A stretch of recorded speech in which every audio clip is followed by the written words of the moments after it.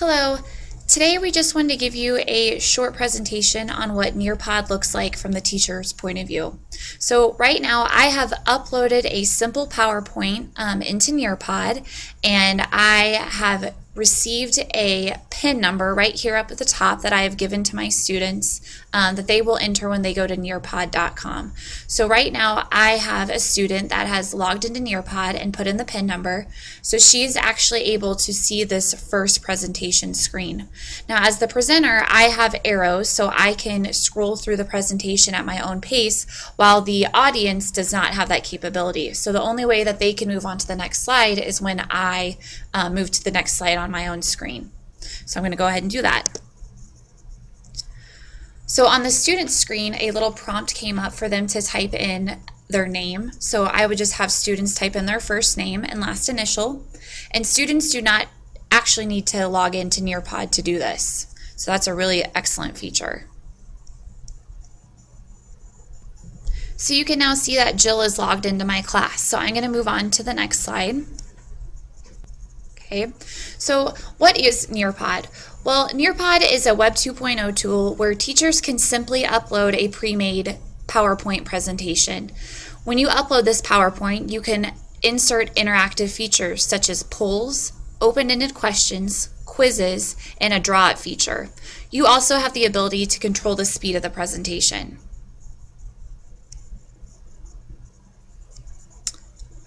When you insert a poll is a quick way to record an opinion. So you can get quick yes or no answers or some simple background information or interesting facts from your audience as you're going through your presentation. Right here is an example of what teachers will see on their screen when a poll comes up. Students will have the opportunity to answer a question and then click submit. As you can see, I get the results here in real time. So Jill's answer for what is your favorite way to present? She said a Prezi.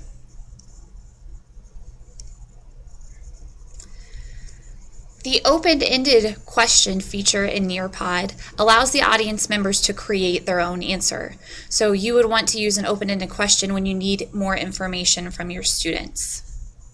So I'm going to show you what an open-ended question looks like from the teacher's screen. Okay, so at the top you can see the question that I posed. I was actually also able to insert a picture as well.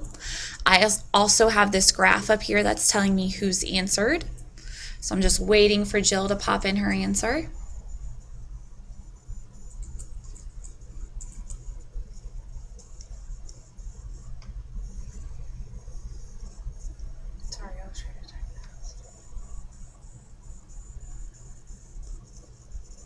Okay, now you can see that Jill has answered.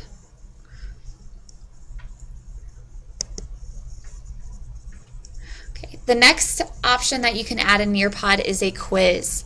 A quiz allows teachers to import multiple choice questions that obviously have a correct answer. So you can provide between 2 and 4 possible answers to each question, and then you as a teacher will need to know the correct answer so you can put it in and it will grade you as well. So I am sending a quiz to my students, so I'm going to wait for Jill to respond.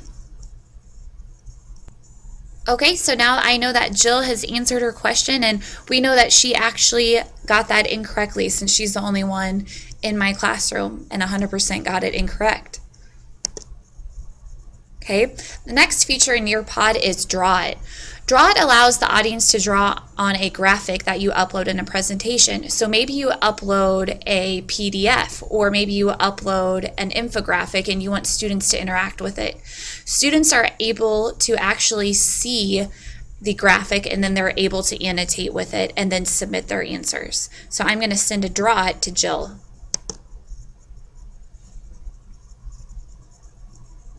So I'm going to wait for Jill's answer. So we asked students to circle what they think the most important presentation tip is in an infographic that I submitted. So you can see that Jill circled the top right one, which was ask questions. Okay, and then at the very end, you have to put in one more slide that isn't something that is interactive, and then you're finished with your NearPod. So once you're finished and you want to see the results of your class, if you go to the top drop down and click on reports, it will ask you if it's okay to send an email with the reports, and you will just click yes, and it'll send that directly to your email so you can review it. Hope this helps.